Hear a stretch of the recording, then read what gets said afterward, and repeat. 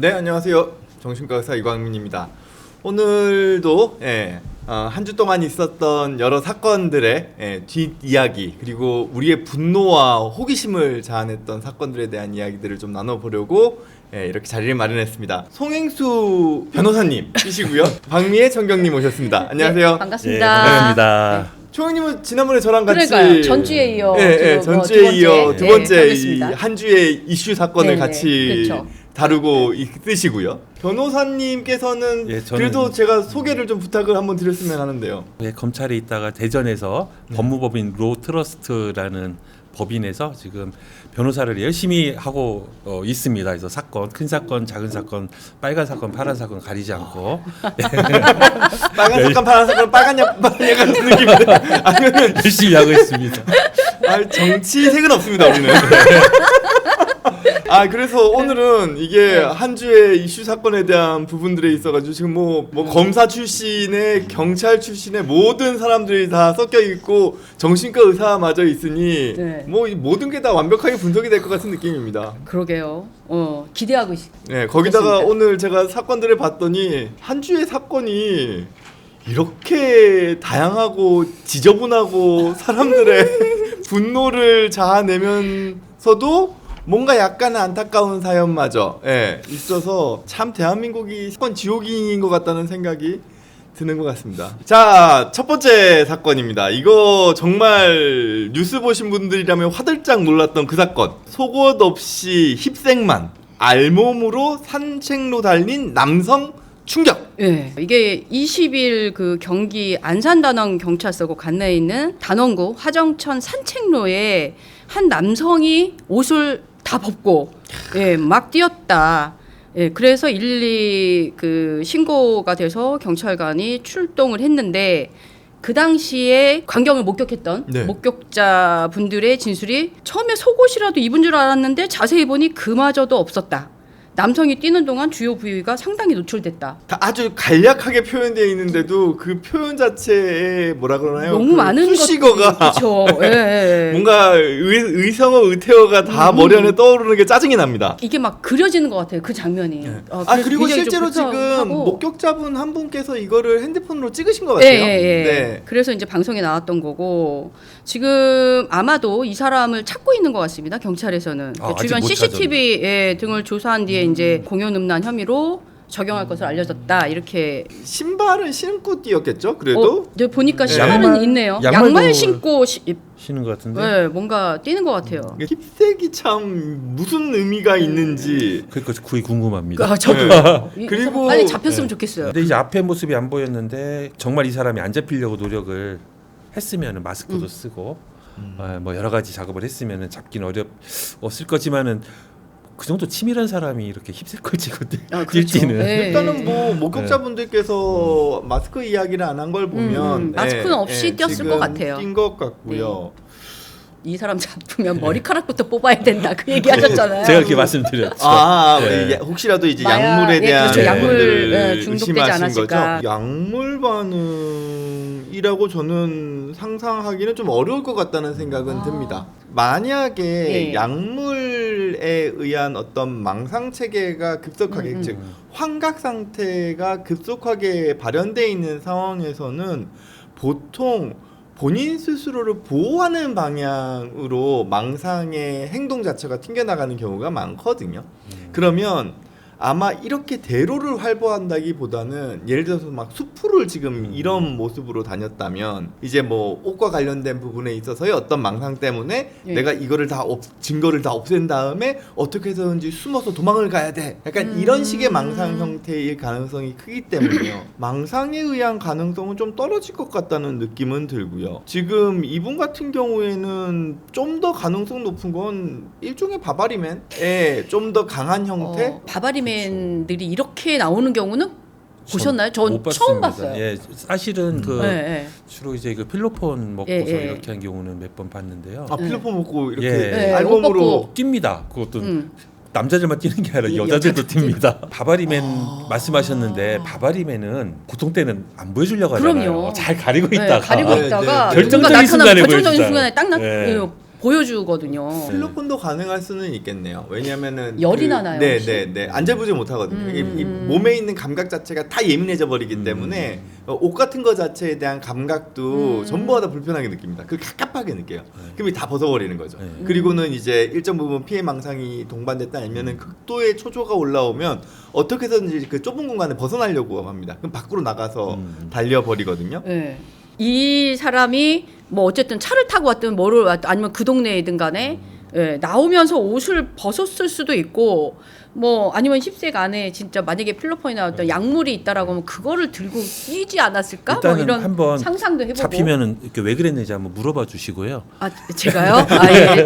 물어봐 주시고 일반인 시각에서 궁금한 거는 경찰 입장에서는 이 사람을 잡는 게 그렇게 어려운 일은 아닐 거라는 생각이 드는데 어떤가요? 조금 시간은 걸리지만 잡히겠죠. 왜냐하면 CCTV를 뭐 쫓아가는 것도 있지만 역으로 해서 네. 이 사람이 어디서부터 나왔는지를 역으로 추적하기도 하거든요. 제 생각에는 이게 언론에도 나오고 했기 때문에 지금도 열심히 경찰관들이 CCTV를 쫓고 있지 않을까 싶습니다. 알몸을 이렇게 띄었다라고 하면은 사실 주거지가 멀지 않을 거다라는 생각은 들어요. 왜냐하면 이 상태로 버스 타고 전차 타고 옮기진 않았을 거 아니에요. 차 타고 왔을 수도 있죠. 자기 차를 가지고 자기 왔을 차를 수도 타고? 있고 네, 그럴 네, 수도 그럴 있겠지만 수도 있겠네요. 네, 차가 좋으면 더 좋죠. 뭐 차에 차 번호판이, 차 번호판이 나오기 네. 때문에 즉 그 이야기는 이 사람을 잡는 건 그렇게 어려운 일이 아니다. 시간만 있으면 된다. 그렇죠. 시간이 좀 걸릴 수 있지만 어쨌든 잡힐 것이다. 이게 지금 처벌이 가능한 영역인가요? 어떻게 되나요? 당연히 처벌이 가능하죠. 네, 가능합니다. 예. 그럼 공연음란죄라는 것 자체가 네. 형기 노출이 되거나 이러면은 이제 뭐 길거리를 활보하더라도 공연이 아님에도 불구하고 처벌 가능한 건가요? 아니죠. 아니고 그쵸. 그건 공연성은 있어야 있어요. 되고요. 네. 네. 예를 들어서 뭐 아파트 베란다에서 이제 홀딱 벗고 네. 체조를 하시는 분들이 계신데요. 아, 그런 경우에는 아파트 베란다가 예를 들어서 산을 바라보고 있어서 다른 데서 만원경이 없어 아파트 베란다를 못 본다. 일반 사람들이 예, 일반 사람 못 본다. 보는 예, 그러면은 상황이다. 그러면 그 사람은 자유고 뭐 처벌할 일이 아니에요. 그런데 예. 아파트가 왜 아, 오피스텔처럼 돼가지고 겹쳐 이렇게 있다. 서로 이렇게 예, 맞은편, 마주보는 상황에서 다 보인다. 문을 열어놓고 예. 이 옷을 홀딱 벗고 있다. 그러면 그거는 그건 공연성이 인정되는 그러면은 거죠. 그런 거죠. 그 공연을 하는 사람 입장에서 공연이라고 표현하기가 좀 이상합니다만 공연을 하는 사람 입장에서 나의 이 공연을 네. 그 누군가가 충분히 불특정 다수인이 볼 수 있는 있다라고 상황. 인식이 되면 그렇죠. 공연 음란죄가 적용이 네. 될 수 있다는 얘기거든요. 그렇죠. 근데 이 상황도 마찬가지로 지금 공원이라는 거잖아. 산책로에는 불특정 다수인? 다수인들이 굉장히 많은 곳이고 뭐 남성뿐만이 아니라 여성들도 있는 곳에서 옷을 홀딱 벗고 힙색만 차고 정말 엉뚱한 상상인데 이런 데가 아니었다면은 옛날에는 어렸을 때 치기 어리게 게임하다가 네. 지면은 이런 행동을 갖다가 뭐 5분 동안 해야 된다든지 그런 것도 옛날에는 있긴 있었던 것 같아요. 근데 근데 어찌됐건 이거는 범죄죠. 이거는. 공연 음란죄, 그럼요. 음란한 네. 행위를 공개적으로 했기 때문에 그러니까요. 어쨌든 처벌 대상이라는 그렇죠. 점. 이거는 대놓고 범죄죠. 만약 네. 시켰으면 교사죠. 그렇죠. 누군가 시켰으면. 시켰으면 또 교사가 교사까지 되는군요. 또, 네. 여러 가지를 좀 배워가는 옷을 것 보관해 같습니다. 줬으면 네. 방조고. 여튼 정신과 의사 입장에서도 솔직하게 왜 그러는지에 대한 궁금증은 여전히 남지만 네. 예, 다른 사건들 같은 경우에 사실 좀 웃으면서 이야기하기가 상당히 어려운 사건들이 많은데 맞아요. 이건 그래도 이건 좀 저희가 웃으면서 이야기할 수 있는 사건이 아닌가. 예. 어찌됐건 좀 황당하다. 이번 사건은 여성분들이 들었을 때 상당히 좀 겁을 먹으실 수도 있는 사건인 것 같습니다. 여성집 침입해 속옷 훔친 30대 남성 구속영장 기각한 법원. 적당한 판결일까? A씨는 지난달 27일 새벽 1시쯤 여성 이명만 사는 경북 한 아파트 베란다를 통해서 몰래 침입해가지고 1시간 동안 세 차례 들락날락거리면서 속옷을 뒤지고 훔친 혐의를 받고 있는 거예요. 사건 자체는 속옷만 훔친 걸로 되어 있지만 만약에 이 시점에 이 여성 두 분이 집에서 자고 있는 상황이었다 그러면 훨씬 더 심각한 범죄로 연결될 수 있는 거 아닌가요? 그렇죠. 그래서 사건 발생 16일 만에 이제 이 사람을 체포를 했어요. 체포를 해서 굉장히 중한 상황이잖아요. 그래서 구속영장 신청했는데 검찰에서 초범이고 도주울이 없다 해서 반려했단 말이에요. 그러고 나서 다시 영장을 재신청을 했습니다. 이제 스토킹 그 범죄로 그 혐의를 확대 적용하고 재범 위험성을 강조하고 그 다음에 더 중요한 거는 A 씨와 그 다음 피해 여성들의 집이 같은 아파트에 가까운 굉장히 가까운 상황이었군요. 상황이고 그래서 CCTV를 분석해서 해가지고 A 씨가 피해자 집 내부를 침착하게 살피고 민첩하게 움직였다는 점을 들어서 만취 상태로 보기 어렵다. 이 사람이 만취 상태라 내가 그렇게 했다. 나 기억 없다. 이렇게 얘기했었거든요. 그래서 만취 상태로 보기 어렵다라고 강조를 하고 다시 영장을 신청을 했는데 이번에는 검찰에서는 영장을 법원에 청구를 해줬고요. 근데 법원에서 다시 또 기각이 된 겁니다. 일단은 검변님, 네. 검사 출신 변호사님. 이거 검찰에서 이거 네. 처음에 구속영장을 반려한 거잖아요. 이 첫 상황도 이해가 이게 되시는 건가요? 이해가 안 되죠. 이해가 안 되고 물론 저희가 이제 그 정확한 모든 자료를 알고 있는 건 아니니까 단정할 수는 없지만은 국민들의 법감정이 많이 동떨어진 건 맞고요. 죄명에 비해서 이 사건은 굉장히 중대한 중대한 사건이에요. 사안이죠. 네. 옛날 얘기를 하나 해보면은 옛날에도 이제 그 판사님 검사님들이 임용되고 결혼을 많이 했어요. 그러면 이제 신혼집을 차릴 거 아닙니까? 근데 그 도둑들이요 판사님 검사님 집을 잘 구별을 못해요. 그 어떤 판사님이 그걸 당했어요. 네. 집에 들어와가지고 물건을 훔쳐갑니다. 폐물까지. 네. 신혼부부 집에 와서. 자, 그랬을 때 그 아이고. 판사님은 아마 퇴임하실 때까지 이 주거 침입 절도에 대해서는 굉장히 강력하게 굉장히 강력하게 처벌을 처벌을 하셨을 것 했는데 같고. 네. 자기의 어떤 신혼집이라는 보금자리에 아무도 모르는 타인이 들어와서 네. 이것을 발자국을 남기고 다녔다라는 것은 정말 그 공간 자체에 대한 공포심과 불안감이 굉장히 큰 굉장히 거죠. 큰 것이고 그럼요. 그 판사님은 자기의 그 사랑스러운 부인이 이제 그 고통을 느끼는 걸 옆에서 그쵸. 봤던 거예요. 딸 같은 애들이 지금 사는 집에 남성이 들이닥쳐가지고는 밤에 그것도 3번을 왔다 갔다 했다 그러면 그러니까 종감 능력이 좀 떨어지는 거 아닌가 싶은 생각이 거기다가 심지어 좀 지금 증거가 다 돼 있는 거잖아요. 그렇죠. 안에서도 홈캠으로 집안에서 무슨 행동을 했는지까지 다 찍혀 나오고. 있고 그럼요. 외부에서도 찍혀 있고 그렇죠. 이러한 범죄 같은 경우에는 점점 더 심한 양상으로 갈 수 있어서 이후에 사건 자체가 성폭력이나 심한 경우에는 정말 극단적인 살인까지도. 상황까지도 예. 갈 수 있을 것 같은데 처음에는 훔치는 걸로만 시작했지만 그 다음에는 훔쳐서 보고 여성이 있으면은 성범죄까지도 가는 그 위험한 상황이고 거기에 또 반항을 해버리면 죽여버리고 뭐 이대영 사건도 그런 식으로 이제 네, 그 전개가 됐었던 거잖아요. 이 네. 스모킹건에서 네, 나오긴 나왔던, 했지만 네. 이건 뭐 진짜 가벼운 수준에서 시작한 게 그렇죠. 진짜 마지막에는 점점 심해지면서 그럼요. 살인까지 네. 이루어졌으니까요. 너무나 신박한 사안이죠.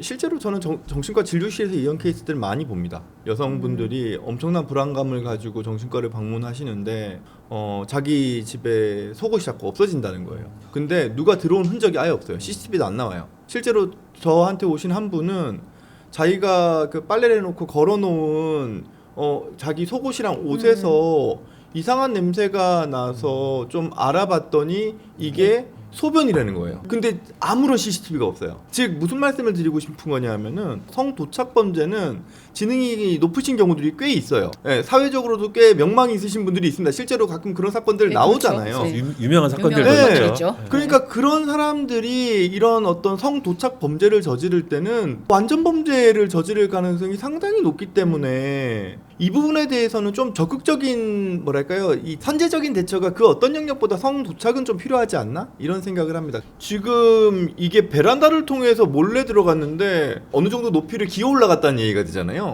만취한 사람이 가능한가요? 그러니까 만취했다라고 해서 자기는 기억이 없다라고 주장하는 부분을 깨는 거죠. 네, 행동이랑 안 맞잖아요, 이게 지금. 안 맞는 거죠. 이 여성 속옷에 관심을 가지고 어쨌든 이런 행위를 하는 가해자는 네. 분명히 저는 정신적으로 좀 문제가 있다고 생각해요. 문제가 그렇지 있겠죠? 않을까요? 이거는 지금 네. 성도착의 가능성도 있고 일단 근데 이제 같은 아파트라 그러면 더욱이 피해자분들은 가해자를 몰라도 가해자는 피해자분들의 얼굴이나 이런 거를 일정 부분 알고 약간의 스토킹 역시 포함되었을 여지가 충분히 있어 보이거든요. 그래서 스토킹 범죄까지 이제 스토킹이 들어간 그래서 거죠. 포함이 된 것 네, 같고요. 포함이 된 거예요. 제가 보기에는 이 사람은 정말 스토킹을 했던 것 같아요. 이 여성분들이 집에 있는지 없는지, 집에 들어간지 나가는지를 확인한 계속 거죠. 확인한 것 같아요. 네. 그래서 사람이 없을 때 들어간 것 같은데 그거 자체가 무서운 거거든요. 그럼요. 그거 자체가 그럼요. 무서운 거기 때문에 이 범죄가 얼만큼이나 굉장히 위협적이고 중대한가와 그 다음에 이거는 분명히 우리가 그 강제 수사를 하지 않으면 재범할 우려가 상당히 높다.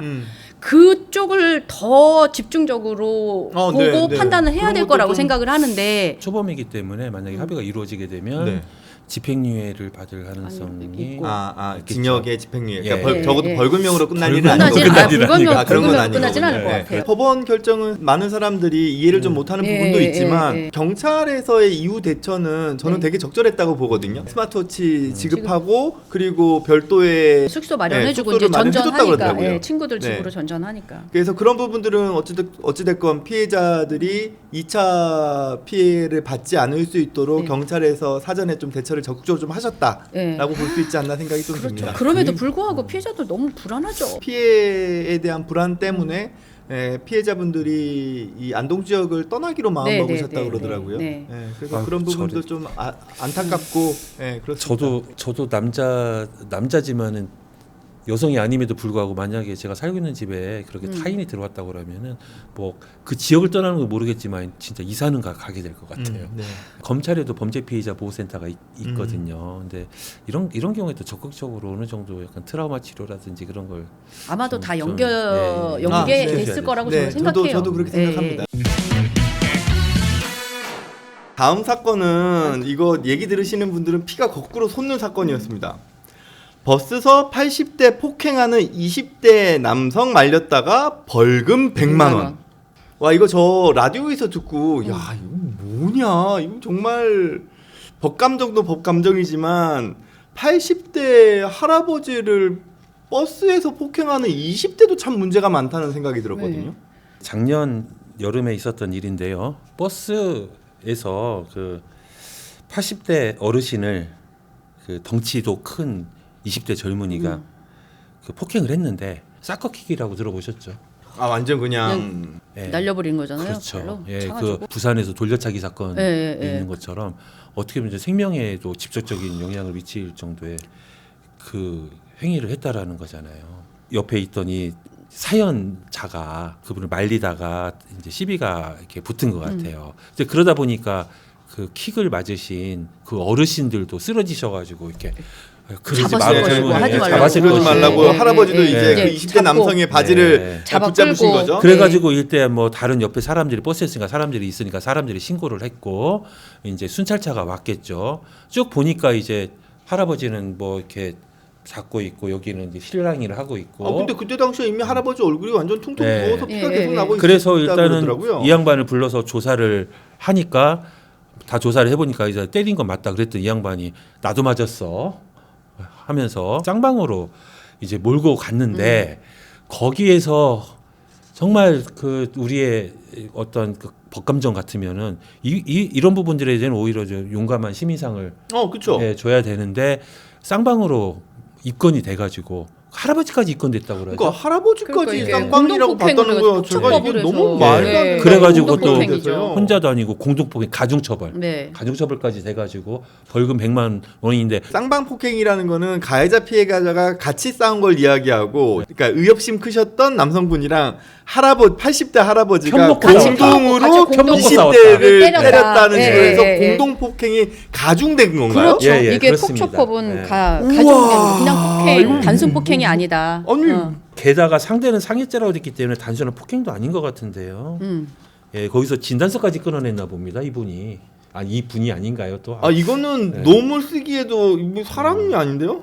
지금 80대 어르신은 사커킥 맞고 온 얼굴이 붓고 피멍이 예. 들어서 전칩이 6주거든요. 전치 6주면은 사실 굉장히 큰 거예요. 보통 사주가 이제 우리가 생각하는 일반적인 코뼈 부러지고. 일반적으로 부러졌을 네, 때가 네, 네. 그리고 좀 처참하다. 심하게 당한 네. 게 가가 그게 6주이기 때문에 네. 이 정도면은 굉장히 많이 당한. 다친 것 중에서는 정말 굉장히 심하게 다쳤다 그렇게 좀 보이는 것 같아요. 근데 이거는 그러면은 정식 재판이 없이 판결이 난 거니까 경찰에서 검찰로 올라가서 거기서 약식 기소로 끝나는 건가요? 피해자라고 주장하는 자가 그 입건을 해달라고 해서 이제 쌍방으로 입건이 됐습니다. 입건이 네. 됐으면은 그 입건된 상태에서 기소견으로 송치를 했어요. 네. 검찰에 송치를 했으면 검찰에서 거기서 한번 바로잡을 기회가 있었어요. 그러니까 네. 그래 꼭 죄가 안 된다고 할 수가 없으면 기소회라도 할 수 있어요. 근데 그걸 안 하고서 약식 명령 청구라는 걸 하게 돼요. 아. 약식 명령 청구라는 건 뭐냐면은 판사한테 네. 서면으로 간략하게 벌금을 그냥 서류를 해가지고 약식 명령을 내려주십시오라고 청구를 하는 일종의 아. 기소인데요. 그걸 하면은 또 다시 바로잡을 기회가 있어요. 판사가요. 네, 판사가 판사가, 서류를 보고 예, 판단하는 거죠. 서류를 본 다음에 이건 이상한데라고 하고 그게 무죄를 선고를 못 하고요. 네, 네, 네. 그때는 이제 정식 재판 회부를 해서 이것은 한번 다퉈봐야 될 다퉈봐야 된다. 필요성이 아, 있는 네. 거죠. 네. 라고 하거나 예, 아니면은 뭐 정 안 되면 뭐 벌금 10,000원이다 이건 그냥 상징적으로 뭐 그런 식으로 어떠한 액션을 취했어야 되는데 그걸 안 하고 그대로 나가게 된 거예요. 근데 사실은 정당방위의 요건이 굉장히 굉장히 까다롭죠. 까다롭죠. 예, 네. 까다로운데 이 힘들어요. 사건에서 기록은 못 봤지만 대충 추측컨대는 시간적인 범위에서 걸린 것 같아요. 공격이 끝난 다음에 말리는 과정이라는 거예요. 말리니까 네. 못 때릴 수도 있잖아요. 네, 그러니까요. 네. 그게 제 빨리 말이에요. 때문에 못 때릴 수 있는 제 말이. 상황인데. 그러니까 우리나라의 정상방위가 얼마나 머리가 아프고 골치가 아프냐면요. 원장님께서 저를 얼굴 주먹을 때렸어요. 주먹이 날라와. 그럼 제가 주먹을 갖다가 아주 예술적으로 붙잡고 비틀었어요. 그래서 굉장히 심한 폭력을 가했어요. 정당방위 맞습니다. 근데 제가 피하지 못하고 맞았어요. 네. 코피를 흘렸는데 코피가 나는 거라고 가셔요. 자리를 떠나시려고 그래요. 네. 제가 가가지고 태클을 걸어가지고 다리를 무릎 어디를 도망가면 안 가십니까? 되니까요. 예. 그러면 쌍방이 되는 거예요. 아니라는 거예요. 원칙적으로 공격이 끝났기 때문에. 그럼 쌍방이 된다는 예. 거죠. 근데 대법원 판례가 사실은 계속 그렇게 대부분 보고 있는데 대법원이 그거 조금 길게 봐야 된다. 그러니까 사실상 공격이 끝났어도 공격이 다시 반복될 가능성이 있어 네, 보인다면은 실제 공격이 없었다고 하더라도 그 위에 말린 것도 정당방위로 봐야 된다라는 게 사실은 이제 훌륭한 대법원 판례가 있어요. 있는데 사실은 적용이 안 되는 이제 거군요. 실무상에서는 이게 너무 어렵기 때문에 많이 그냥 간과돼서 넘어가는 거예요. 그러니까 정당방위 자체는 그냥 경찰 수사 단계, 그다음에 검찰 수사 단계에서 다투기보다는 법원으로 넘어가서 거기서 재판 과정에서 정당방위냐 정당행위가 있었느냐를 보통은 그러니까. 판단을 하지. 그러니까 얼마나 수사 힘들어. 단계에서는 네. 거의 판단 안 하는 그러니까 지금 무슨 상황인 얘기냐면 거죠. 일단은 아무리 의협심에 뜯어 말리는 상황이 됐다 하더라도 기본적으로 일단은 어떤 터치가 행위가 있죠. 있으면 예, 행위가 예. 있으면 폭력 행위가 쌍방은 있으면. 깔고 가는 거고 거기서 내가 어려우면 힘겹게 정당방위를 주장해야 되고 그게 될지 안 될지도 모른다는 거군요. 그렇죠. 그렇죠. 네. 네. 이분한테도 한번 여쭤보고 싶어요. 같은 상황이면 똑같은 행동을 하시겠습니까? 물어보면은 아마 고민이 많으시겠죠. 그러니까 이게 우리 사회가 점점 사람과 사람 간의 거리가 멀어지고 상대방이 어떤 힘든 상황이든 뭐 위급한 상황이 있다 하더라도 괜히 손댔다가는 머리 아프고 복잡해지니까 외면해 연락하지 버리죠. 말아야지. 예. 이렇게 되는 거에 아주 중요한 근거가 되는 거 아니에요? 네. 이런 그렇죠. 사건이. 그리고 사실 이건 뭐 저도 검찰 출신이지만은 굉장히 좀 아쉬워요. 왜냐하면은 뭐 조금 더 사안이 꼬여 있어가지고 죄가 안 된다고 하기 힘들다. 그렇다고 하더라도 이걸 뭐 벌금 내릴 사안입니까 이게? 그러니까 저는 뭐, 공동폭행은 네. 기소유예 네, 처분 자체가 안 되나요? 기소유예 공동폭행은? 가능하죠. 기소유예? 그래서 사실 이제 뭐 제 옛날 얘기를 잠깐 네. 해보면요. 옛날에 그 한 40대 그 남자하고 20대 남자가 둘이 싸워가지고 20대 남자는 전치 4주 부상 입었고 40대 남자는 전치 2주 진단서 네. 뭐 좌상 이런 거 경추 염사 기본이 2주잖아요. 예 그렇게 입었거든요. 그래서 제가 이제 사건이 왔는데 송치가 왔어요. 둘 다 상해죄로. 보통 같으면은 전치 4주면은 좀 엄하게 처벌하고 그쵸. 전치 2주면은 좀 약간. 좀 약하게 처벌해야 되는데 저는 거꾸로 했습니다. 반대로 전치 4주를 낸 그분은 기소유예. 오히려 예. 그 40대 말씀하시는 거죠. 그렇죠. 그분은 기소유예. 그다음에 전치 2주 낸 사람은 벌금이 아니라 재판에 그냥 넘겨버렸어요. 정식 재판에. 뭔가 사연이 있으니까 그렇죠. 그렇겠죠. 네. 그 사연을 살펴봐야 되는 거예요. 그러니까 사실- 재반 상황이나 뭐 예, 이런 예. 것들을 다 본다는 그때 사연이 얘기잖아요. 뭐냐면은 그 저기가 그 딸 남자친구였는데 딸 남자친구가 그 장모가 될 수도 있는 그 그쵸. 어머니한테 육두문자를 써가면서 그 딸한테는 패드립을 하고 그 엄마 전화 받고 하니까 육두문자를 쓰면서 쌍욕을 한 거예요. 예. 그러니까 그 아버지가 옆에서 죽고 나가지고 너 누구냐 너 음. 당장 그쵸. 와 해가지고 둘이 했는데 잘못했다고 빌어야 될 거 아니에요. 근데 거기서도 똑같이 욕설을 하니까 진짜 나쁜 놈이다. 싸움이 붙었는데 결국은 이 어르신이 더 많이 때렸죠. 이 예. 어르신이 운동 예. 평소에 열심히 많이- 하셨나 보네요. 많이 때렸는데 걔가 이제 20대가 그래 잘 걸렸다고 해서 전치 4주짜리 진단을 끊어서 낸 거예요. 그걸 어떻게 넘어갑니까? 그런 것을 걸러줘야 되거든요. 그래서 걔는 아마 그 진단서 내면서 너 한번 호되게 혼나볼 것이다라고 했지만은 우리는 그렇게 해주면 안 돼요. 그래서 근데 이 사건도 걸러줘야 되는 것 같아요. 오히려 거꾸로 이 할아버지와 이 말린 사람의 처벌을 원하는 행위 자체를 불리한 양형 자료로 삼는 게 맞아요. 이게 지금 사실 뭐 기사에는 다 안 나와 있습니다만 제가 다른 그 뉴스에서 이야기 들었던 거는 나중에 경찰서 가서 있는 상황에서도 이 20대 남성이 여자친구랑 같이 있었대요. 예. 피해자 가족분들이 막 할아버지 가족분들이 오는데도 거기서 뭐 욕하고 막 예, 그랬나? 예, 낄낄거리고 뭐 웃으면서 비웃었다는 거 아니에요. 아 진짜 근데 막상 이런 판결이 났다는 것도 좀 너무 어이가 없고 특히나 공동폭행은 진짜 이거는 너무 말도 안 되는 거여서 벌써 우리나라 이 사법계 AI가 도입돼서 처리를 했나 그런 의심을 많이 했어요. 아 사람이 아닌 그러면 지금 여기도 사람이 아니지만 이거에 대한 어떤 뭐 사건을 담당하신 분들도 사람이 아닌 아까 그 사건 담당한 사람들이 다 AI라는 그런 의심을 지금 그런 의심을 지금 갖고 있는 거예요. 그 참. 법적으로만 해석하고 사람의 어떤 그렇죠. 감정이나 이런 것들은 전혀 그렇죠. 고려하지 않은 법에도 눈물이 있고 어. 사람이 행동을 하는데 맥락이 있는 판단이라는 것인데 거잖아요. 합니다. 네. 이게 서로 쌍방 폭행이라 하더라도 민사가 가능한가요? 가능하죠. 네. 가능하죠. 그러면은 어찌됐건 이 20대 이 가해자이자 피해자라고 주장하는 이 놈에게는 예, 그래도 뭔가 법적인 절차를 통해 가지고 그래도 뭔가 정당한 처벌을 받게끔 할수 아니 근데 이미 있을까요? 예, 상해죄로 해가지고 상해죄로 처벌은 받겠죠. 사실 좀 씁쓸한 게요.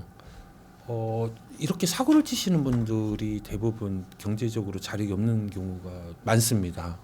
안타깝게도 그러다 보니까 민사적으로는 당연히 손해배상을 받아내야 되지만은 막상 손해배상을 받아내면은 나 몸으로 때워서 배째 이렇게 되는 경우가 많아요.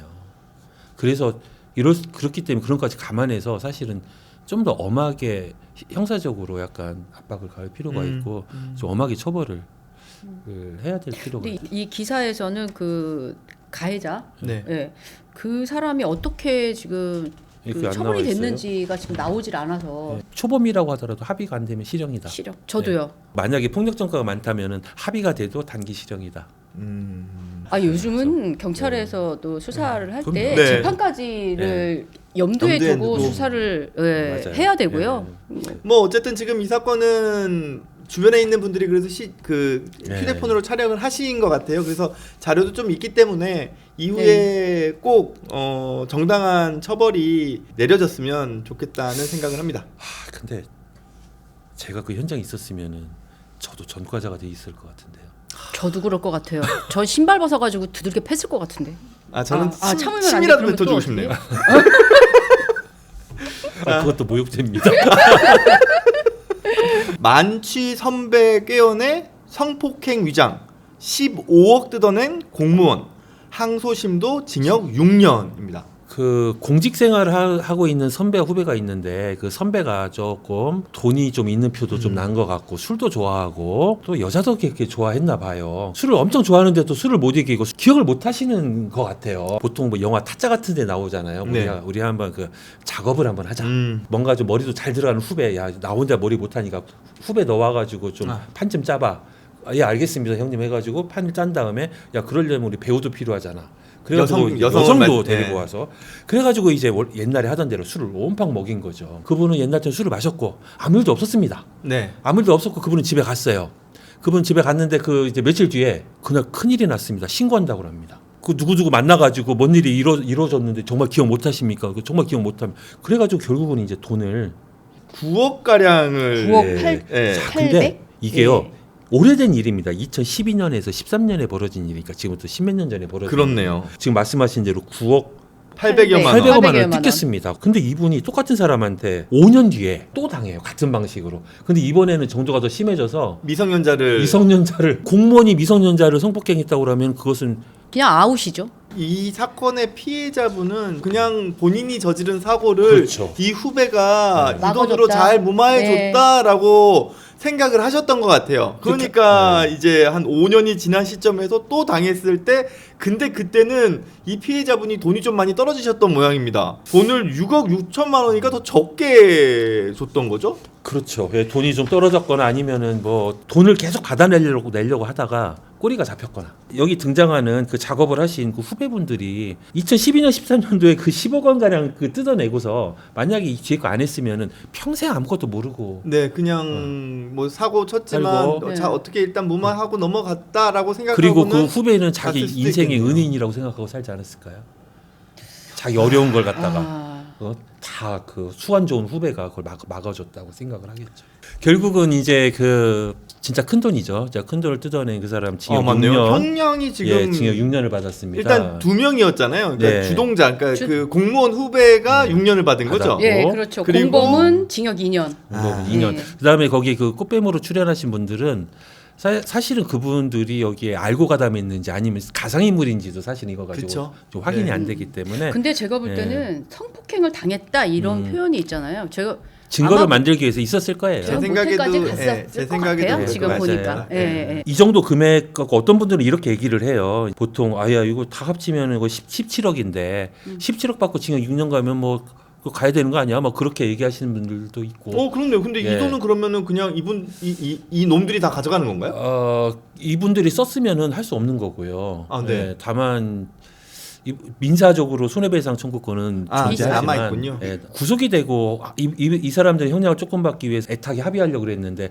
그 상황에서도 못 받아냈다고 그러면 사실상 못 받는다고 봐야 되겠죠. 아니 피고인 B 씨가 피해자에게 일부 금액을 변제했다라고 네. 하는 거는 어쨌든 합의를 하기 위해서 일부 금액을 줬는데 공탁했다라는 예, 것 예, 같아요. 예. 네. 근데 이게 근데 뭐 금액이 너무 택도 없는 택도 금액이어서 금액을, 예. 뭐 법원에서 그렇죠. 좀 감형이나 이런 사유로 받아들이기 힘들었던 예. 것 같습니다. 네. 그냥 실무적인 입장에서는 징역 6년이면은 상당히 좀 중형측에 네. 들어가는 겁니다. 근데 국민들 일반 시민들 입장에서는 징역 6년 그게 센 거야? 뭐 이렇게 생각하실 분들도 있으실 거예요. 근데 실무적으로는 징역 5년 이상의 형이 그렇게 흔하지는 않습니다. 피해자분은 아마도 뭐 공무원 생활을 계속 유지하기는 어렵지 않겠나라는 생각도 들기도 피해자분들은 그렇지 않을까요? 사실은 이제 계속 트라우마가 나오는데 네. 사실 보이스피싱 같은 경우가 이제 엄하게 처벌되는 경우가 그 피해자들이 트라우마에 시달리는 경우들이 많대요. 그게 뭐냐면 자기가 바보가 된 것 같고 그렇죠. 굉장히 부끄러워가지고 창피한 거예요. 사실 이제 이분들도 마찬가지일 거예요. 그러니까 돈은 자기가 뜯겼지만 피해자지만은 다른 사람들이 다 자기 볼 때마다 막 뭐라고 이렇게 뒷담할 것 같고 속은될 것 같고. 실제로 저희 가족도 한번 당하셨거든요. 저랑 아주 가까운 한 분이 당하셨는데 한참 끌잖아요. 왜냐면 인출을 할 때까지 시간을 그렇죠. 끌어야 되니까 뭘 얘기를 계속하면서 마치 검사인 것처럼 얘기를 하다가 인출 딱 되고 나니까 야 이 바보야 하고 끊었대요. 예. 근데 그 목소리가 잊혀지질 계속 않고 잊혀지지가 않는 거죠. 그래서 저는 이제 그렇게 설명을 드리거든요. 제가 한번 여쭤보겠습니다. 사기꾼의 가장 큰 능력이 뭔지 아세요? 사기꾼처럼 안 보이는 능력이죠. 사기꾼이 사기꾼처럼 보이면은 생존을 못해요. 그렇죠. 그렇죠. 그렇죠. 예, 그러니까 해답을 듣고 나니까 네. 쉽잖아요. 그렇기 때문에 사람들이 당하는데 다 당하는 이유가 있는 거거든요. 그래서 그렇게 위로를 좀 해주셔야 돼요. 그쵸. 야, 그 사람들이 그럴 능력이 있으니까 이렇게 너를 속여 넘길 수 있고 너를 이렇게 막 마를 수 있는 능력이 있으니까 그 사람들도 거기서 먹고 사는 거야. 네, 내가 너무 멍청한 짓을 한 게 아닌가. 혹시 그런 피해자분들이 그럼요. 힘들어하신다면, 아유 뭐 대한민국에서 박사해, 뭐 재벌에 뭐 이런 사람도 다 당한대라고 좀 그래도 뭐 씁쓸하지만 위안 삼으셨으면 아니, 그리고 좋겠습니다. 심지어 옛날에 제가 실명은 말씀드리지 못하겠지만은요 서울대학교 경제법 전공하시던 모 교수님들도 당하셨어요.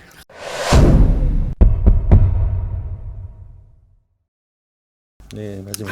이건 또 좀 안타까운 사건입니다만 접근 금지 종료 일주일 만에 흉기로 아내 살해한 60대 남성이죠. 친족 살인 가포 플러스 가정폭력이죠. 네. 예. 그리고 접근 금지가 떨어진 걸로 봐서 이전에 가정폭력이 있었던 걸로 보여지고 근데 접근 금지까지 떨어졌는데 떨어지자마자 얼마 되지 않아 바로 가서 살해를 했다.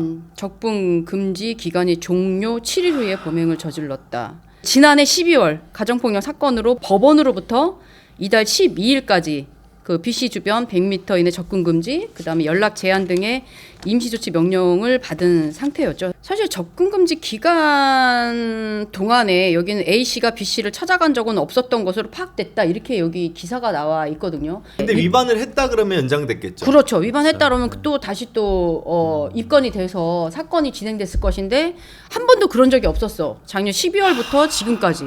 애초에 이 가해자는 이 범인은 아내분을 살해할 의도가 진작부터 있었다라고 보여지거든요. 구속영장이 신청된 이후에 기자들 앞에서 이 범인이 한 이야기는 내 집인데 못 들어갈 이유가 뭐가 있냐. 그리고 아들이 한 명 있나 봐요. 아들한테 미안하지도 않다. 죄책감이나 없고. 반성도 없고 그냥 당당한 걸로 생각을 하면 이 가해자는 그냥 내 아내나 자식이 그냥 소유물이고 소유물이 나한테 감히 반항을 해? 왜냐면 왜냐면은- 도저히 참을 수 없어. 그 왜냐면은 내가 들고 다니는 가방은 내가 아낄 수도 있지만은 내가 쓰레기통에 버릴 수도 있거든요. 찢을 수도 있고 그렇게 생각을 하는 것 같아요. 좀 더 다른 피해자 보호를 위한 대책이 좀 나와야 되지 않을까. 좀 더 피해자 보호를 강화하기 위한 뭐 스마트워치나 뭐 CCTV 설치를 해놔도 요즘 일어나는 사건들 보면 CCTV 설치해놔도 들어와서 죽여버리고 게다가 스마트워치를 줘도 뭐 찾아와가지고 네. 뭐 경찰이 오기 전에 죽여버리면 네, 의미가 없는 게다가 거잖아요. 이 사건 같은 경우에는 스마트워치나 그런 것들은 효과가 있을까 싶어요. 그러니까 지금 같은 경우에는 심지어 접근 금지 명령이 떨어졌는데도 불구하고 이런 상황이 그러니까 발생을 해버리니까 접근 명령 금지가 연장이 됐다고 하더라도 네. 외출하는 것을 틈타서 기회가 되면은 똑같은 행동을 하지 않았을까라는. 근데 저는 사실 변호사님보다는 좀 더 이렇게 악의적으로 저는 좀 더 보는 것이 만약에 어설프게 범행을 했다가 또 완전히 그냥 기회가 차단될 수 있으니 확실하게 참았다가 확실하게 죽일 수 있을 때까지 기다렸다.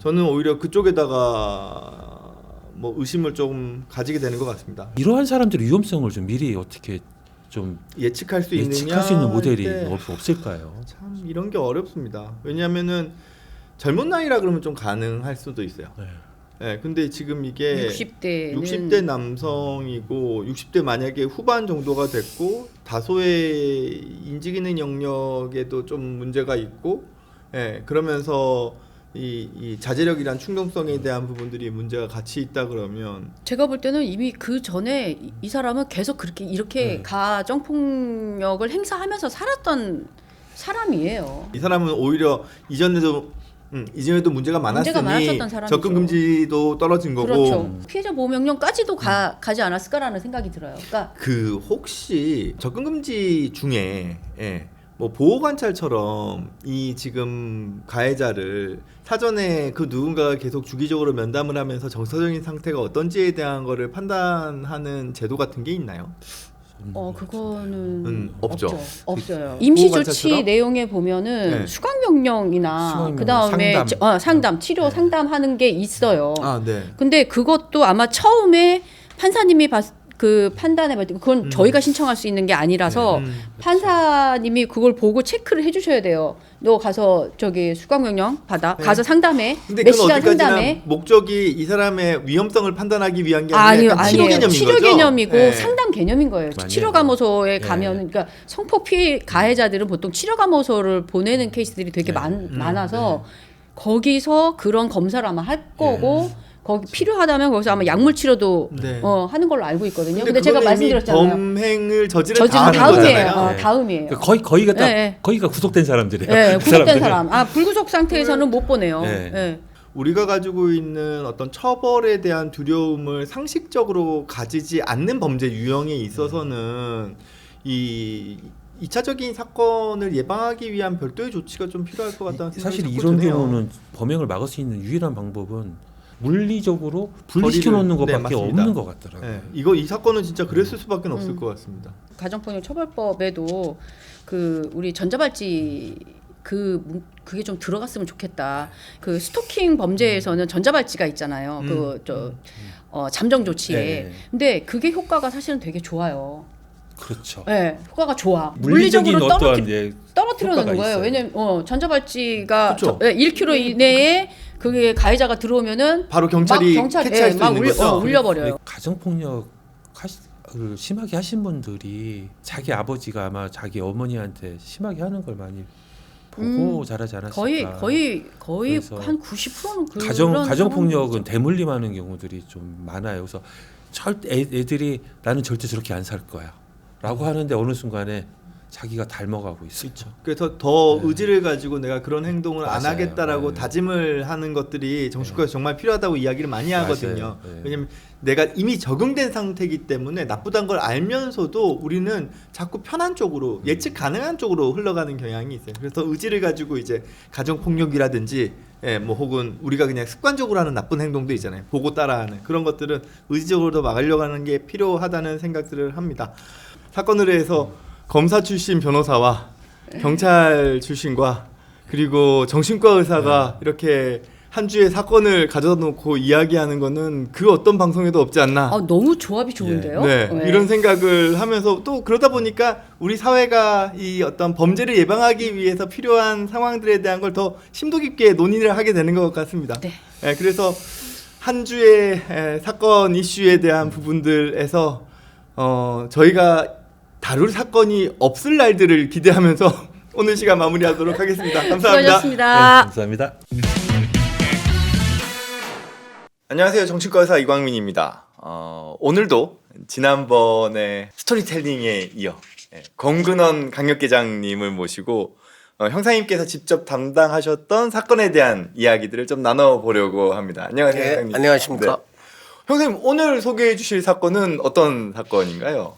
예, 이 사건은 99년도 4월 9일 날 공개수배 사건 25시라는 그 프로가 있었습니다. 이 조의금 절도 사건이 좀 특이합니다. 다른 이번에 가져오신 사건은 조의금 절도 사건인 거군요. 야, 이거는 근데 좀 너무 따지고 보면 찌질해 보이기도 하고요.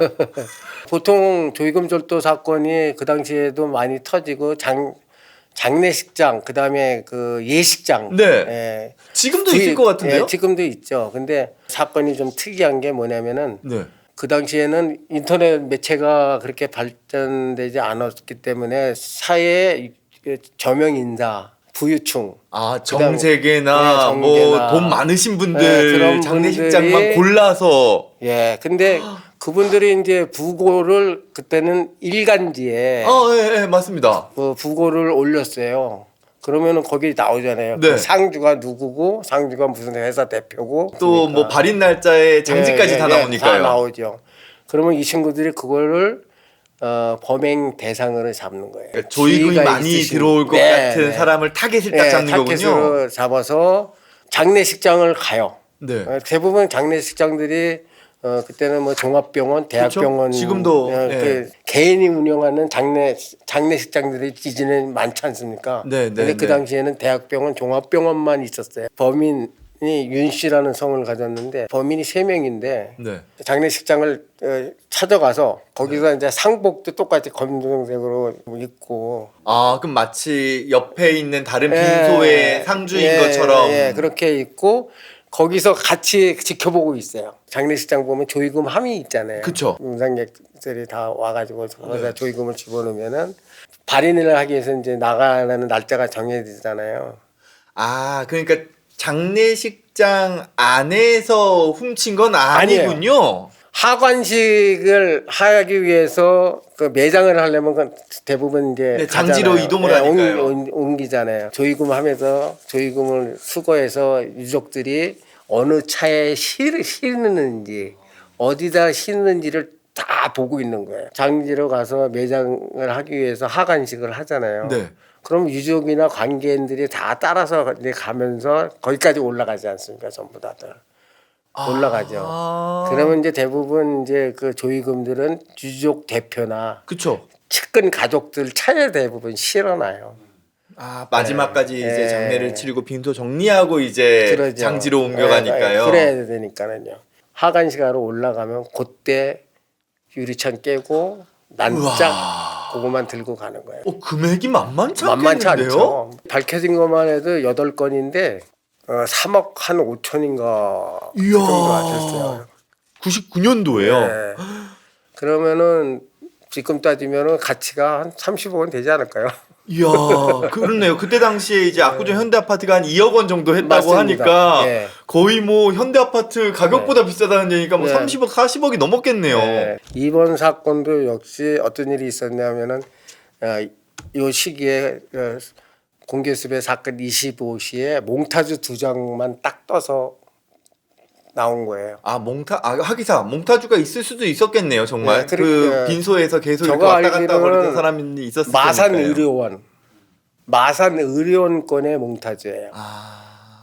거기에 몽타주가 2개가 나왔는데 우리 정보원이 이제 제가 항상 기동량을 해가지고 걔가 네. 오니까 얘가 범인 윤 씨가 그 주거지가 대전이에요. 도박장에 항상 오는 애인데 범인 윤 씨가 돈을 막 물 쓰듯이 쓴답니다. 그러면 그걸 이제 정보원이 딱 보고 몽타주랑도 닮은 네. 사람이 있다는 걸 그거는, 파악한 다음에 형사님한테 정보를 딱 근데 이제 그래서 자금이 막 넉넉하게 돈 되는 거예요.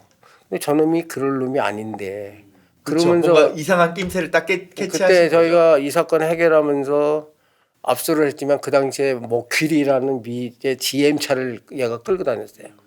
머큐리요? 예. 뭔지 압니다. 아시죠? 네. 그거는 우리나라에 거의 상위층에 그쵸. 있는 분들이 끌고 다니는 고급 승용차예요. 99년도에 외제차면은 말도 대단하죠. 못하게 돈이 많지 않으면 못 타죠. 소나타만 타고 다니던 적이었는데 근데 얘가 그걸 타고 다녔대요.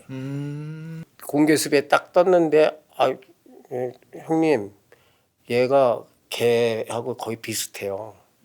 한번 알아보세요. 그리고 뭔가 돈도 그리고 도박장에서 너무 물 수 있습니다. 뭐 이렇게 정보한 이름하고 거죠. 그래 그럼 이름하고 휴대폰 번호를 알려줬어요. 야, 그건 정말 큰데요? 예, 그렇죠. 근데 몽타주가 그 몽타주로 범인 잡는 거는 1%도 안 돼요. 근데 이건 사진을 보더라도 몽타주가 좀 예, 그거 이것만 가지고 사람을 이놈이 특정하기가 참 어려운데요? 예, 저놈이기 때문에 그거 가지고는 범인 못 잡죠. 그러니까 이런 범죄 첩보 제보가 없으면은 해결을 못 하죠. 그렇네요. 이름하고 휴대폰을 알았기 때문에 이걸 어떻게 수사를 해야지 되나 고민을 했죠 그 당시에. 제가 원래 이 기계에 대한 욕심이 많아요. 차에 대한 욕심도 많고. 네. 그러다 보니까는 사실은 제가 그 옛날에 카폰을 그 당시에 250만 원 사비를 들여서 설치하고 다니는 놈이에요. 개인적으로요? 네, 개인적으로. 휴대폰이 안 터지는 데가 많았어요.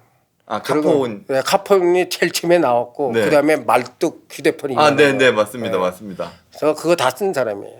그 당시에는 2G를 쓸 때예요. 네. 네, 그리고 2G 핸드폰을 쓸 때. 네, 우리 경찰이 기지국 수사라는 것을 거의 해보지 못할 시기예요. 저도 몰랐고요. 제가 중앙경찰서 강력계 근무하다가 서울청 기동수사대로 발령을 받아서 네. 그것도 제가 백을 써서 갔어요. 수사를 더 많이 하고 싶어서. 수사에 대한 욕심이 있으셨군요. 네. 강력회장님께서. 전국적으로 수사를 하고 싶어서 그거 가기 쉽지 않아요. 백이라 그래서 순간 이렇게 안 좋은 걸 떠올렸는데 그게 아니라 그 수사에 대한 열정이시군요. 강력회장님의. 그래서 갔을 때도 그 수사를 하는 사람이 없었습니다. 휴대폰 도대체 어떻게 해서 이 전화 연결이 될까? 그 수사하는 방법이 있을까? 하고 생각을 해서 통신사를 찾아갔어요. 제가 그때는 한솔, 018, 017 뭐 이래 그 KT가 후발주자죠. 그때는 거의 삐삐만 주로 쓰던 예, 시대였던 거죠. 삐삐에서 넘어올 때예요. 삐삐 넘어올 때예요. 찾아가서 이제 교육을 받았어요. 담당자한테. 아 이게 기지국이 도대체 어떻게 이 전파가 휴대폰이 잡히냐 그랬더니 어느 주소지에 뭐 여의도 1번지에 설치돼 있다. 그러면은 그 기지국을 통해서 걸러 가는 거다. 그렇게 얘기를. 그러니까 최초 잡힌 데가 그 장소가 휴대폰이 있는 장소다. 그쵸. 하고 얘기를 해주더라고요. 지금 같으면 너무 당연한 거지만 그때는 네. 이제 다 낯선 때였던 거죠. 그리고 그때는 뭐 네이버상에 뭐 지도가 있었던 것도 아니고 그러면은 이 기지국을 우리가 그 통신 보내면은 받아볼 수 있나 주소를 해준다. 그래서 그때는 업무 협조로만 해도 그거를 받았어요. 그 영장 없이. 그 당시에는 초창기라. 지금은 영장이 있어야 되지만 그때는 그때는, 업무 협조만으로도 그런 업무 걸 받을 수 협조로만 있었던 시대군요. 그래서 업무 협조로 해서 그거를 받았죠. 네. 그래서 그 범인 윤 씨의 휴대폰으로 해서 그게 1년밖에 안 나와요. 아 기록이요 또. 기록이.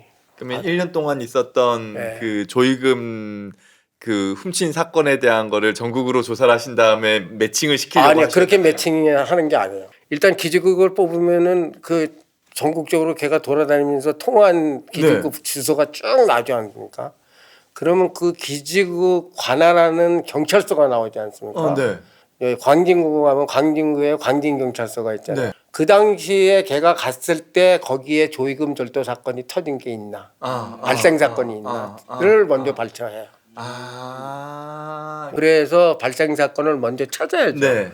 그래야 나중에 범인을 검거했을 때 추궁할 수 있죠. 내가 알고 들여대야지. 어떤 게 있냐면 우리 형사들이 제일 잘못하는 수사 기법이 뭐냐면은요. 지금 어느 사건 하나로 잡혀왔어요. 그런데 얘 여죄를 어떻게 뽑을까요? 걔는 범죄를 다 하고 다녔는데. 그래서 우리 사회자님 어떻게 뽑을까요? 그 사람이 얘기하지 않으면은 방법이 모르죠. 없죠. 예, 방법 없죠. 그러면 쉽게 얘기해서 뭐 가학 수사할까요? 근데 그러다 보면 이제 억울한 피해자도 나오게 되고. 가학 수사가 아니고 상대 범인을 움직일 수 있는 심리전이 제일 중요한 거예요. 모르고 들여대면은 아 이거 아무것도 모르네, 넘겨짚고 있네. 그러면 그때는 진 거예요. 너가 그럼 맘대로 해. 알고 있으면서도 모른 척 하실 때도 있고, 그러죠. 또 확 들이댈 때는 들이댈 때도 있고. 근데 그 부분을 잘 들여대야죠. 잘 들여대려면 먼저 내가 증거 확보를 하고서 들여대야죠. 전라도 광주에서 범행을 했는데 부산 거 가지고 얘기를, 너 부산 거 발생 터진 거 자기가 네가 한 거 아니야? 무슨 헛소리 하십니까? 하고 나오죠. 나는 확보를 했잖아요. 전라도 광주 거는. 얘 광주에 들어가는 기지국이 나오잖아요. 그러면 나는 벌써 증거 확보가 된 거예요. 그쵸. 얘를 잡아뜨릴 수 있는 확보가요.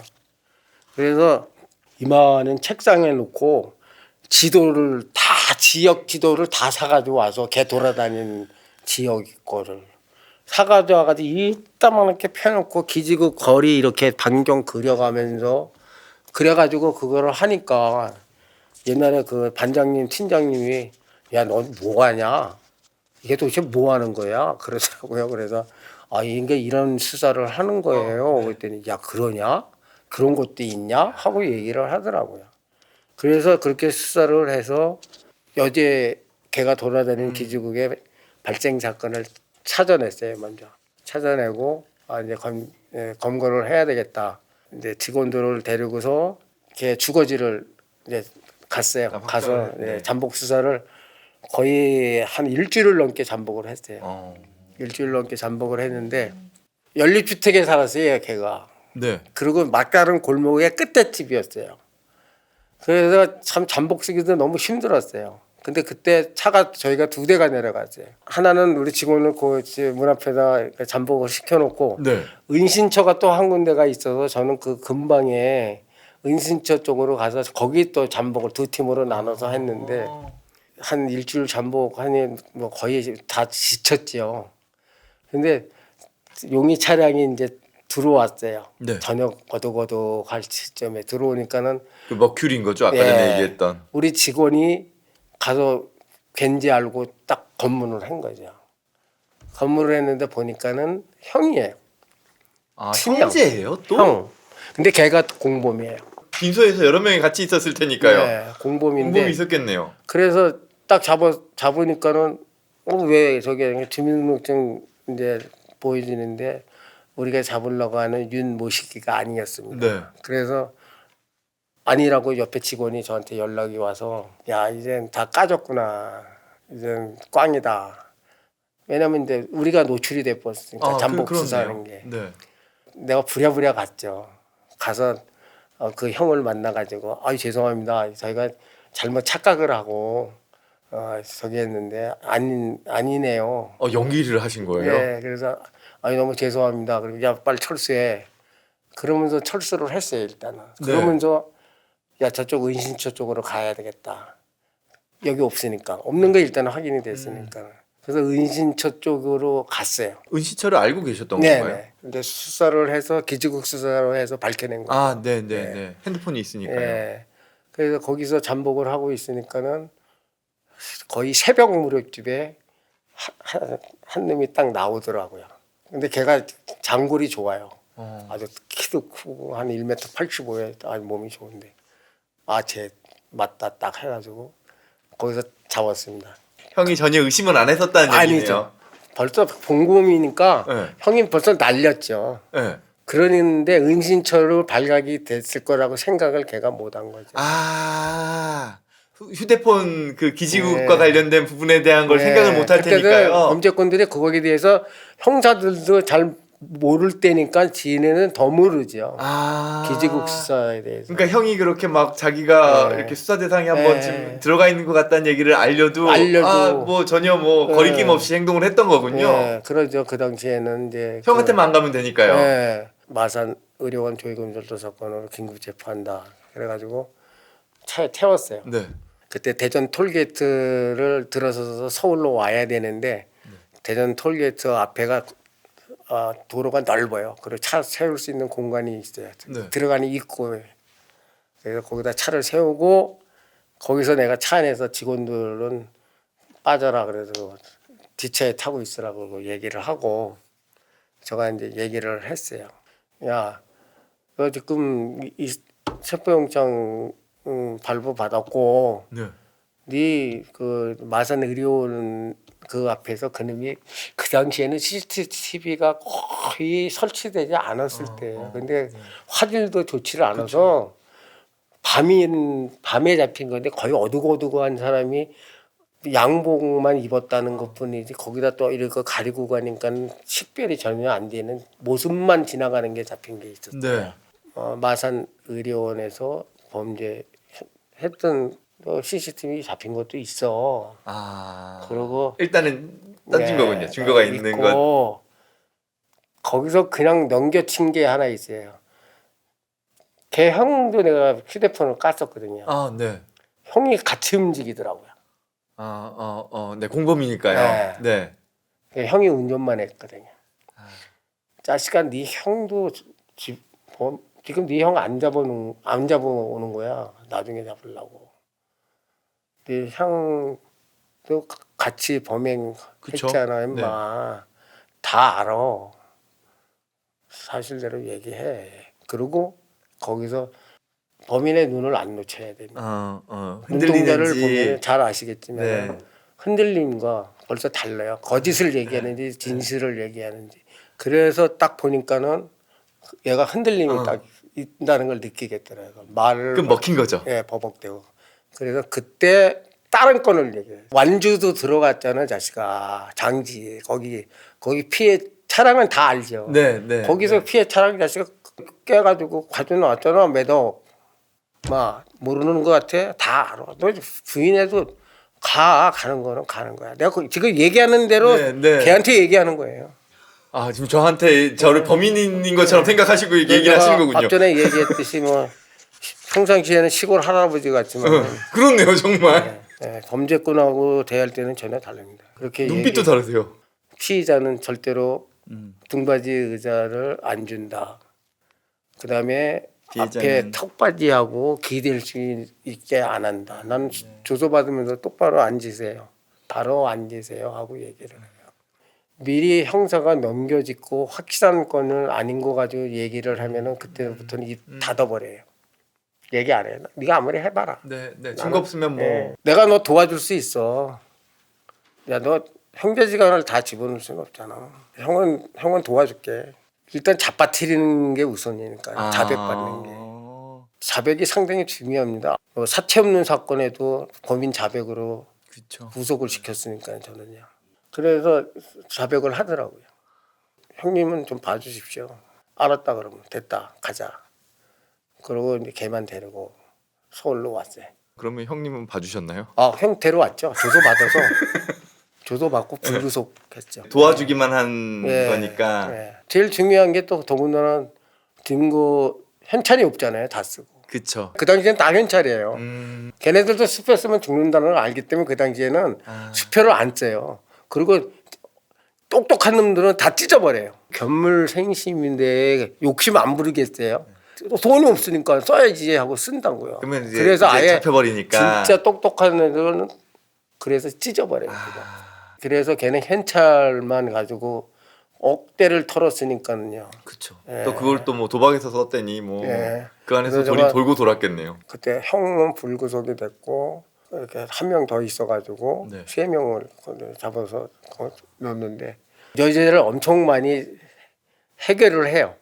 각 수사가 아닌 네. 본인의 입에서 내가 범인인데 내가 한 건으로 가면 1년 살 텐데 50건 100건을 불고 10년을 살겠어요. 그쵸. 절대로 안 그러죠. 근데 저는 다 불고 가요 저한테. 장례식장의 그 조의금 절도 사건은 이 범인은 몇 건이나 그러면 저지른 건가요? 그때 8건으로 발췌했어요.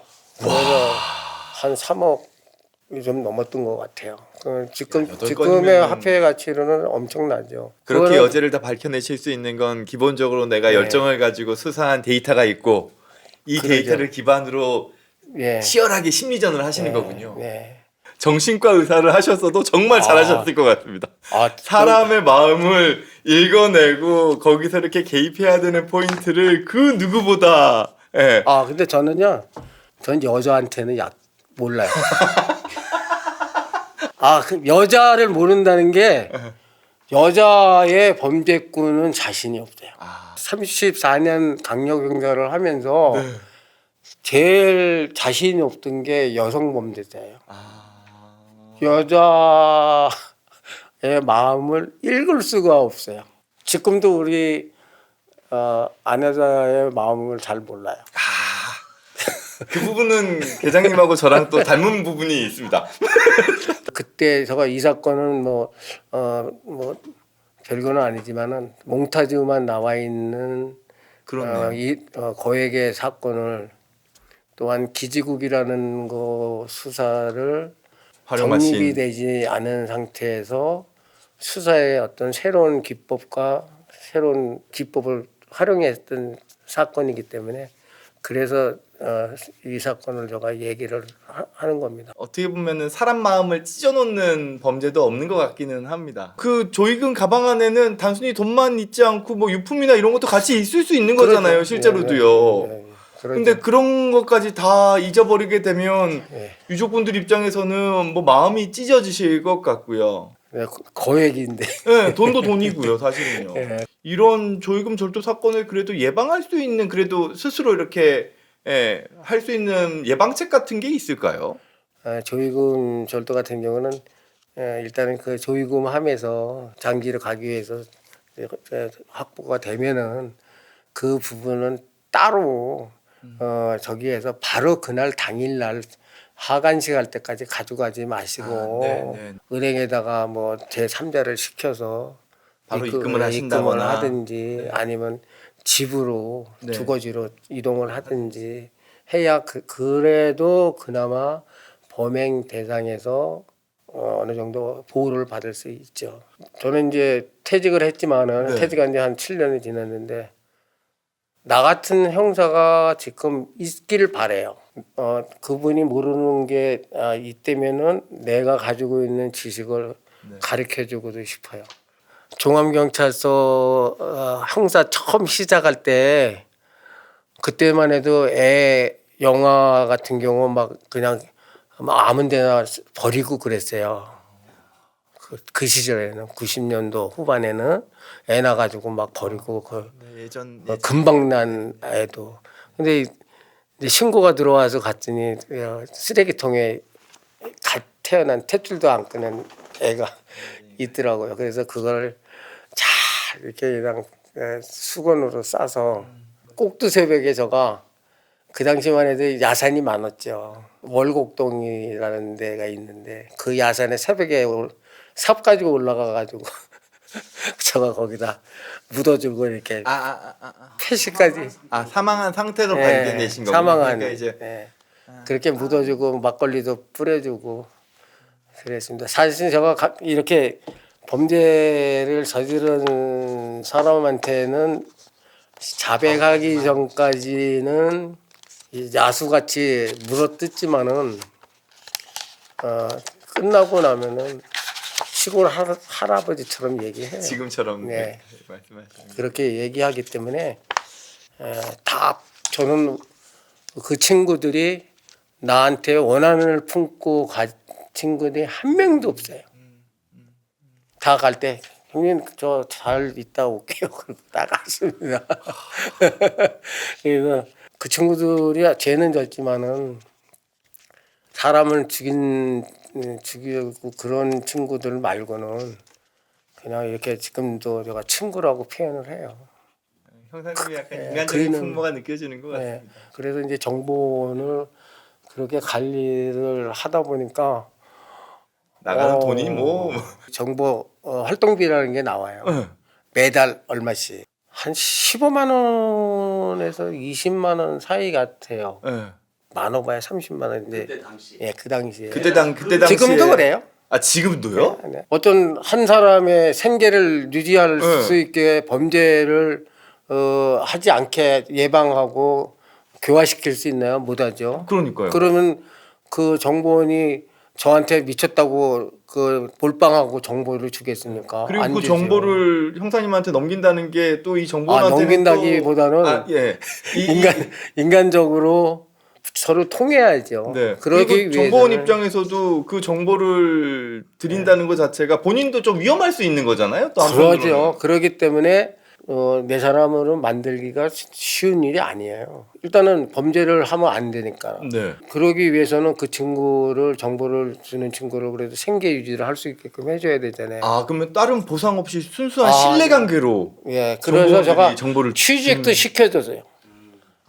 조그만 인간적인 아는 개인 회사에 좀 일 좀 하게 좀 해주십시오. 뭐 급여를 받고 봉급을 받으니까 돼도 그래도 이제 절 찾아와요. 그러니까 형님 나 오늘 갈게요. 와 사무실에. 그러면은 용돈 좀 주세요 같은 거죠. 그 뜻이죠. 그러면 저 지갑에 돈이 10만 원 있다. 그러면 5만 원 빼요. 5만 원만 들어있는 거를 이렇게 보여줘요. 야 나 지금 봐봐 5만 원밖에 없다 야. 나 이거 그래도 일단 내 거 내가 가지고 다 줄게. 약간 이렇게. 그 뜻이죠. 그래가지고 5만 원 줘요. 나도 써야 되니까. 근데 사모님이 그렇게 돈이 정보원한테 나간다는 거 알고 계신가요? 모르죠. 이거 방송 나가면 큰일 나시는 거 아니에요? 모르고 전혀 몰라요. 집사람은 아이고. 전혀 그런 거 모르는 사람이고. 지금 또 현장에서 열심히 범인을 잡아내기 위해 열심히 일하시는 형사님들한테 따뜻한 메시지 한번 좀 남겨주시면서 오늘 또 이야기를 좀 마무리했으면 하는데요. 저는 지금 현장에서 고생하고 있는 우리 대한민국 형사 사랑합니다. 그리고 열심히 하셔서 또 모든 자기 일에 대해 자신을 좀 갖고 열심히 해주시기를 바랍니다. 사건을 해서 이렇게 예전에 정말 열과 성의로 사건을 수사하고 범죄를 잡으셨던 분들의 이야기를 이렇게 함께 나눌 수 있어서 저 역시 너무 뿌듯하고 뜻깊었던 것 같습니다. 지금도 하고 싶어요. 하실 수 있을 것 같습니다. 예. 또 좋은 댓글 그리고 좋아요로 또 권근원 형사님의 앞으로의 또 삶을 또 응원해 주셨으면 하는 바람으로 오늘 방송 마무리하겠습니다. 감사합니다. 예.